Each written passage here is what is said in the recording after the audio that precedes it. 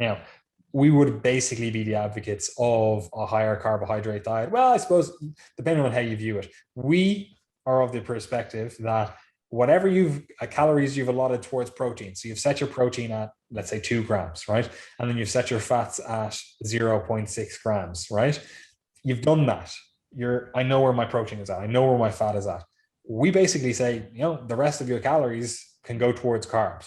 Now we might modify that a little bit depending on the individual. There might be a case where someone is like doing a very particular event where it's like, it actually makes more sense to have higher fats, and as a result of that, lower carbs. But for the general population, higher carbohydrate diets, whatever is left of our calories, that's where we're going to put them. That actually might be a lot, and that might be very little, depending on your overall activity level, right? Do you have any thoughts further to that? Because I'm going to move on to fiber relatively quickly, because I actually don't think there's a huge amount to discuss with this. I know people are scared of carbs sometimes. I know people are like, oh, I shouldn't be eating carbs. But ultimately, it's a little bit of a nothing burger for me, where I'm like, just stop being scared of them. They're actually probably one of the most beneficial nutrients we can have in the diet, especially since we've all evolved post the agricultural revolution. Yeah, no, I'm very much pro carbohydrate. I train a lot, so I try to get as much carbohydrate in my diet as possible. It enhances my exercise performance, my recovery, and generally you can get a lot of carbohydrates for pretty cheap as well. And there's many different options, whether it be liquid or, simple jellies or whatever, if you're trying to get in loads of carbs and you're an athlete, or you can be going for those more fibrous options, which we will discuss now, which should be the basis of most people's diets. Yeah, and this is the thing. We have to obviously tie it back to the actual individual in front of us.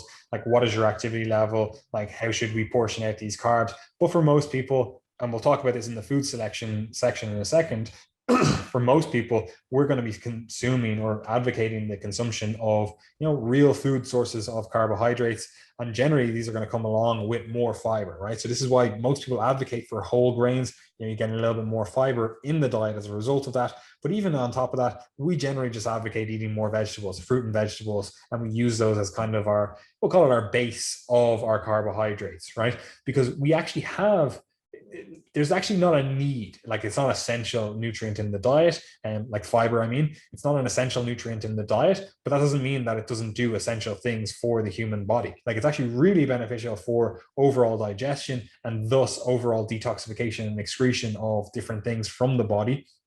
And because you don't really think about this, but like your poop and your urine and all that kind of stuff, like it does actually contain stuff that your body has tried to get rid of, or is in the process of getting rid of, right? And it's not just like, oh, my poop is what I just ate. That's not the case. Your pee is not just the water you just drank. It's also other stuff from the body, right?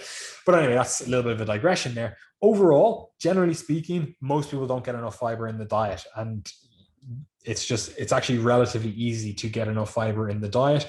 How much fiber do we need? Roughly 10 to 15 grams per 1,000 calories. There are some numbers that different institutions and different organizations will give, that give like, oh, you need to consume 25 to 35 grams of fiber per day. But that's just a general recommendation. It doesn't relate it back to your overall calorie expenditure, your overall body size, anything like that. So we generally relate it back to total calories. And as a result, we give that number of 10 to 15 grams of fiber for every 1,000 calories that you're eating. So if you're eating 3,000 calories, you want to be consuming 30 to 45 grams of fiber, right?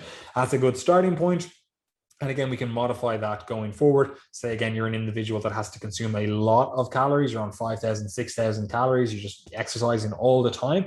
Maybe we don't need to go as high with our fiber intake. You might notice some gastrointestinal upset from that, or you just not feel great with that high of an intake.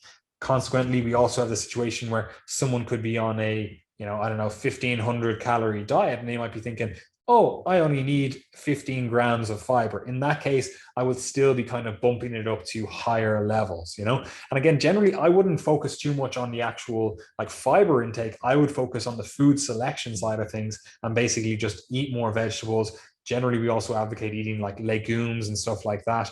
beans, that kind of stuff, so that you're getting a lot of fiber in the diet generally. And then for our like more starchy carbohydrate sources, we're generally advocating for like whole grains and stuff like that, so that we're getting a little bit more fiber from that selection as well. Do you have anything else to say on fiber, Gary?